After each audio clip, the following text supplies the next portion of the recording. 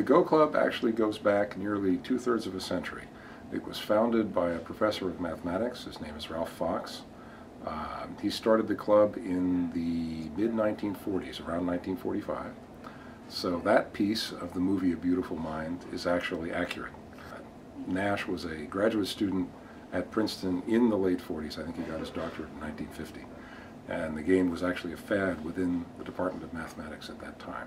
Go is an ancient board game that consists of very simple rules. The goal of the game is to surround as many points on the board as possible, and the points are denoted by intersections of lines on the board. So the main goal is to capture as much of those points as possible and to also surround your opponent at the same time.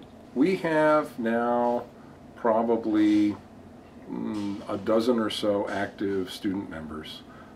We have a mailing list of over 100 people who've expressed interest in the club at one time or another. Not just students, but we have a couple of faculty members and retired faculty members, alums like myself, just people from the community, so it's a mixed group. Now we are fortunate to have two relatively strong players.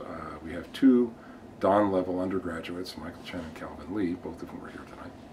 And Michael, as I said, is 8 Dan, Calvin is a 6 Dan, and they're one class apart.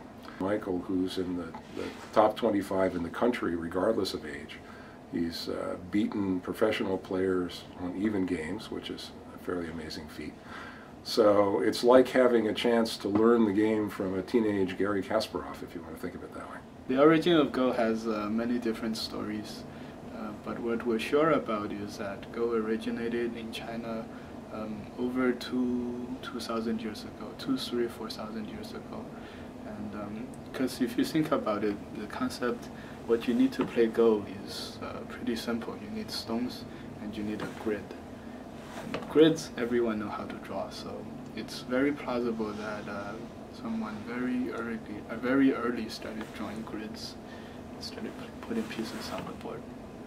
Go is a great game because on one hand it's very simple. You can teach the rules to somebody in just a few minutes, but on the other hand the complexity is so great that people can devote their lives to it and never entirely master it. The rules are deceivingly simple, but once you initially learn it, you'll find that there's a lot behind the game in terms of every aspect of the game. There's so much to learn. I would strongly encourage anyone who's interested in playing the game to stop by. There are a lot of people here who are willing to teach, who are willing to play with you. You'll find people of all different kinds of levels. We have some really good players, and we also have a lot of beginners, so if anyone's interested, I would strongly encourage them to come and check it out.